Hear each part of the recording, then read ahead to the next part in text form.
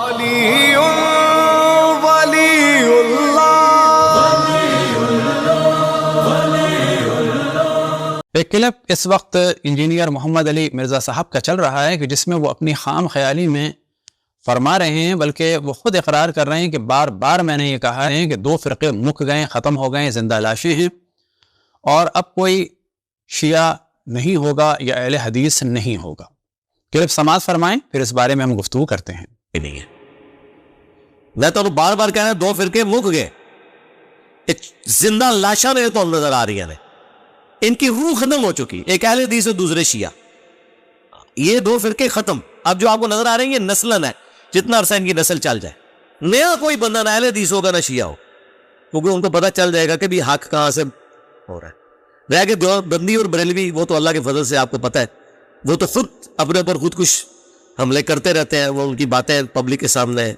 اب آپ نے کلپ سماعت فرمایا تو پہلے ہم توجہ دلائیں کہ زندہ لاشیں وہ لوگ ہیں کہ جن کے بڑوں کے شجرے عجیب و غریب ہیں، کوئی پیدا ہوا ہے چچا اور بھتیجی کی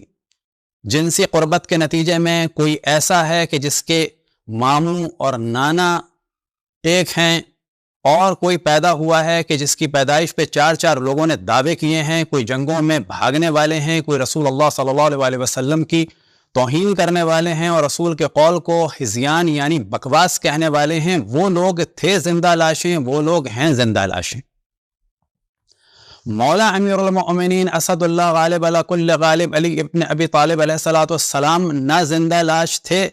اور نہ ان کے ماننے والے زندہ لاش ہیں، وہ بھی کرار غیر فرار تھے اور ان کے ماننے والے بھی کرار غیر فرار ہیں۔ ختم ہوگا سلسلہ ان لوگوں کا کہ جو دشمن تھے رسول کے اور رسول کے بعد آل رسول کے، جنہوں نے ظلم ڈھایا حضرت فاطمہ سلام اللہ علیہا پہ، اور یہی وہ چیزیں ہیں کہ جو تشیع کی تبلیغ کا سبب بن رہی ہیں، اور انہی لوگوں میں سے جو لوگ زندہ ہو رہے ہیں وہ ہو رہے ہیں اہل بیت کے فضائل سننے کی وجہ سے، اور دشمن اہل بیت کے جرائم سننے کی وجہ سے، کہ جنہوں نے آفیشلی اعلان کر کے اور قانوناً قتل عام کو اور عورتوں کی عزتیں لوٹنے کو اور جلانے کو جائز قرار دیا۔ انجینئر محمد علی مرزا صاحب اصل میں لاہور کے اس دیوبندی مدرسے کے ساتھ مل کر جس سازش میں مصروف تھے، تو وہ یہ سوچ رہے تھے کہ اب کام ختم ہونے والا ہے، لیکن یہ ان کی خام خیالی ہے، اور ساتھ میں دیوبندی لاہوری مدرسے کی بھی خام خیالی ہے۔ نہ کبھی اہل بیت کا ذکر رکا اور نہ کبھی اہل بیت کے چاہنے والوں کی تعداد میں کمی واقع ہوگی۔ یہ جو ہمارے مومنین دھوکہ کھا رہے ہیں انجینئر صاحب کی باتوں سے کہ جی وہ بنو امیہ کو برا کہتے ہیں، تو شیطان کو برا کہہ کے کوئی ہم پر احسان نہیں کرتا، وہ اپنے آپ پر احسان کرتا ہے۔ بنو امیہ کو برا کہہ کر نہ مودودی صاحب نے ہم پر احسان کیا، بلکہ اپنی پاکیزگی کو بیان کیا ایک حد تک۔ اور اگر انجینئر بھی بنو امیہ کی حامیوں کو بیان کر رہے ہیں تو ہم پر احسان نہیں کر رہے، اپنے مذہب کا دفاع کر رہے ہیں، کیونکہ جو بھی بنو امیہ کے ساتھ ہوگا وہ در حقیقت اپنے مذہب کی خباثت کا اعلان کرے گا۔ البتہ بنو امیہ کی خباثت کا دار و مدار ان سے پہلے والے لوگوں پر ہے کہ جنہوں نے رسول کے قول کو بکواس کہا، جنہوں نے آل رسول پر ظلم کیا، جنہوں نے رسول کی احادیث پر پابندی لگائی۔ اب اہل حدیث ختم ہوں یا نہ ہوں یہ الگ موضوع ہے، لیکن آپ کے بڑوں نے رسول کے قول کو ہذیان اور بکواس کہا، اور بعد میں رسول کے قول پہ نشر و اشاعت کی پابندی لگائی۔ اب یہ اور بات ہے کہ آپ بھی اسی ہذیان کہنے والے کا دفاع کریں، اور آپ کے ساتھی لاہور کے دیوبندی مدرسے والے بھی اس جرم کا دفاع کریں کہ جی احادیث پر پابندی لگانے والے نے بہت اچھا کام کیا تھا، اور پھر آپ یہ مل کے سوچیں کہ اب اہل بیت کا ذکر ختم ہو جائے گا، تو چاہے آپ ہوں ماڈرن بن کے یا ماڈریٹ بن کے، اور چاہے وہ لاہور کے مدرسے والے ہوں نظام امامت یا نظام امامت اور ولایت کا نام لے کے، کہ در حقیقت وہ نظام ولایت اور امامت کیا ہے؟ فاسق اور فاجر اور زانی بادشاہوں کے سسٹم کو پاکستان میں لانے کی سازش ہے۔ اب ہم آج آپ کو صرف اتنا بتاتے ہیں کہ مصر میں کتنی شیعت پھیل رہی ہے، اور پھر بعد میں اگر موقع ملا تو اور ممالک کی بھی آپ کو سیر کرائیں گے، تاکہ آپ کے ذہن سے نکل جائے۔ آپ اگر جہلم کے کمرے میں بیٹھے ہوئے ہیں تو نہ سمجھے کہ ساری دنیا وہ ہے۔ اگر بعض جاہل اور نادان وہ لوگ کہ جن کے ماں باپ کسی زمانے میں دوسرے مذہب میں تھے اور پھر وہ کچھ دن کے لیے شیعہ ہوئے، پھر وہ اگر آپ کے ہاتھ میں چلے گئے تو وہ بھی آپ کے ہاتھ میں زیادہ دن نہیں رہیں گے اگر ان کے شجرے پاک اور پاکیزہ ہیں، کیونکہ پاک اور پاکیزہ شجرے والے کبھی بھی رسول کے قول کو بکواس کرنے والوں کے ساتھ زیادہ دن نہیں چل سکتے۔ اب آپ کے سامنے ہم ایک کلپ پیش کرتے ہیں مصر کے مشہور و معروف مبلغ اور وہابی عالم دین محمد سعید رسلان کا۔ لأنك تسمع أن قرية كاملة في محافظة متاسمة قد دخل نصف أهلها في التشيع والنصف الباقي يراوح قد يدخل قريبا، والمرء يتابع أنه تم رصد ما يزيد على 20,000 من المسلمين من أهل السنة صاروا شيعة في محافظة الإسكندرية وحدها، هذا فضلا عما كان معلنا قبل وعما لا يعلن ولا يدرى عنه شيء لأن مثله إنما يدور في الخفاء۔ یہ موصوف کہہ رہے ہیں کہ مصر کے قریے میں آدھا قریہ جو ہے وہ شیعہ ہو گیا اور آدھا ابھی شیعہ ہونے والا ہے اور کسی دن بھی شیعہ ہو جائیں گے، اور پھر اس کے بعد کہتے ہیں کہ اسکندریہ میں 20,000 اہل سنت مسلم شیعہ ہو چکے ہیں، اور اس کے بعد کہتے ہیں کہ تحقیق جو ہوئی ہے وہ تو یہاں تک ہوئی ہے، لیکن ان کے علاوہ کتنے لوگ شیعہ ہوئے ہیں کہ جن کا علم نہیں ہوا وہ الگ ہیں۔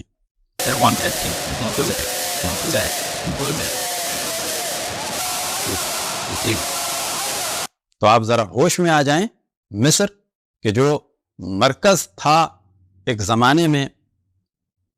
اہل سنت کا، وہاں بھی الحمدللہ جرائم کو جان کے، کن کے جرائم کہ جن لوگوں نے اہل بیت پر ظلم کیا، جن لوگوں نے قول رسول کو بکواس کہا، عصیان کہا،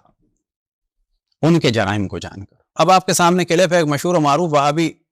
مبلغ کے جن کا نام ہے علا سعید، وہ سماعت فرمائیں، پھر ان کے بارے میں ڈسکشن کریں گے۔ يوجد في الخارج، في الكويت، في الإمارات، في البحرين، لابد من ممارسة الضغط عليهم. هناك جمعية في الكويت للمصريين الرافضة، هناك 1000 مصري تشيعوا في الكويت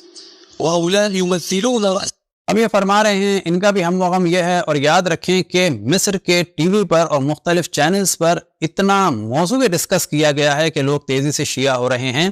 کہ اگر صرف اس پر ہم پروگرام کرنا شروع کریں تو شاید 20 گھنٹے کی ویڈیو ہو جائے، اور وہ بھی اس صورت میں کہ وہ پوری ویڈیو شاید ہم نہ لگا سکیں، کیونکہ اس موضوع پر ویڈیوز بھری پڑی ہیں کہ کس طرح سے تیونس میں، الجزائر میں اور مراکش میں شیعہ ہو رہے ہیں۔ یہ موصوف بھی یہی رو رہے ہیں علا سعید کہ اس وقت کویت میں، بحرین میں، مصر میں اور مختلف علاقوں میں شیعت پھیل رہی ہے، اور اس کے بعد کہہ رہے ہیں جو کویت میں رافضی ہیں، مصری ہیں، وہ 1000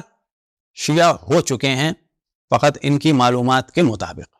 اب آپ ایک کلپ سماعت فرمائیں کہ عجیب و غریب شخص ہے، یہ بھی ایک وہابی ملا ہے، اس کا نام ہے محمد الزعبی۔ یہ شخص مشہور ہے پاگل قسم کی بڈھی عورتوں کی طرح سے شیعوں کو بد دعائیں دینے میں۔ اب یہ بد دعائیں کیوں دے رہا ہے؟ کیوں کہ مصر میں لوگ اہل بیت سے قریب ہو رہے ہیں اور اہل بیت کے طرفدار ہو رہے ہیں،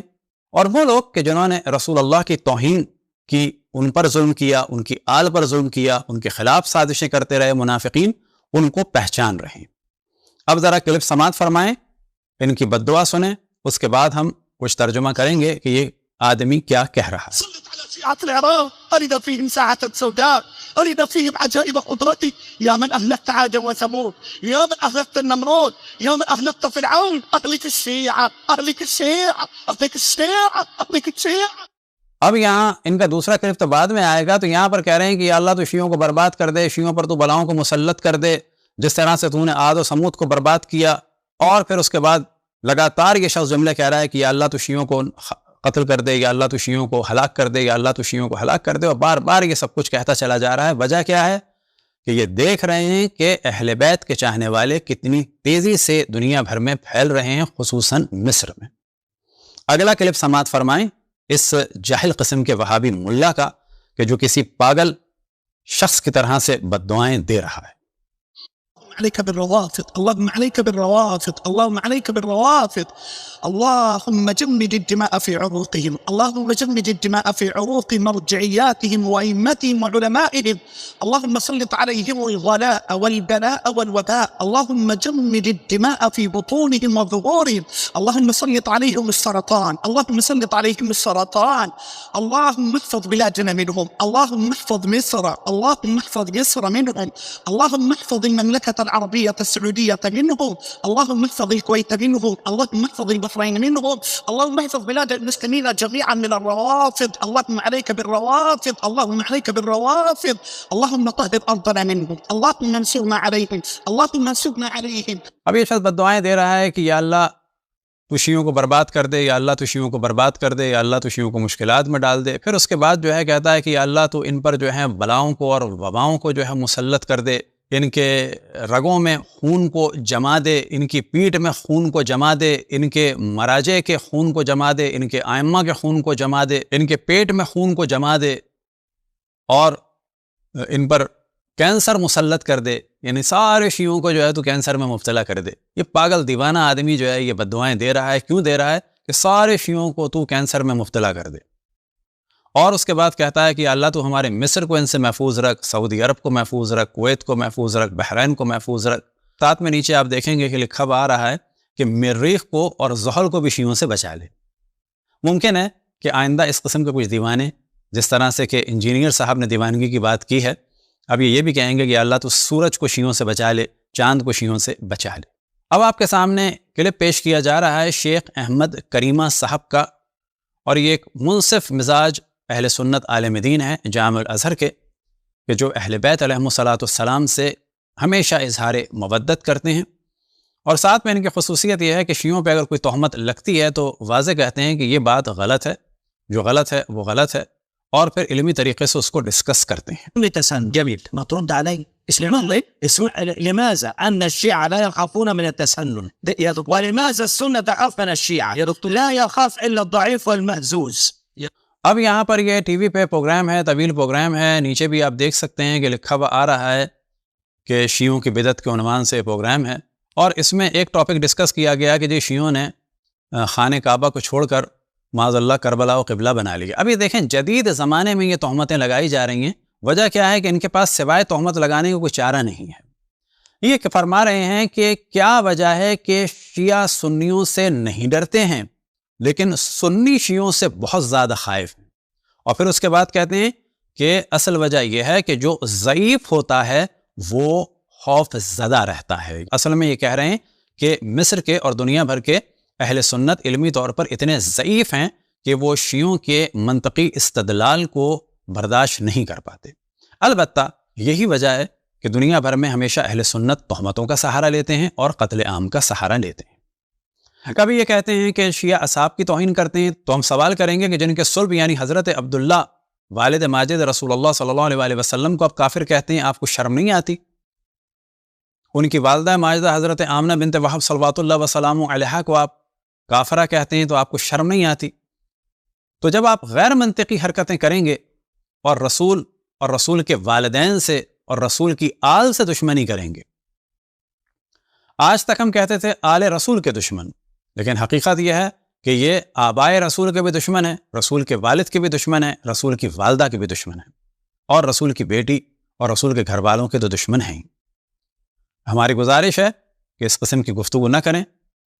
مغالطہ کاری کو ترک کریں، اور یاد رکھیں کہ بار بار ہم توجہ دلا رہے ہیں کہ جب لوگ ان مجرموں کو پہچانتے ہیں تو خود بخود اہل بیت علیہم السلام کی جانب آتے ہیں. انشاءاللہ بعض اور ممالک کی بھی سیر کرائیں گے کہ وہاں پر کیا ہو رہا ہے. وصلی اللہ علی محمد و آلہ الطاہرین.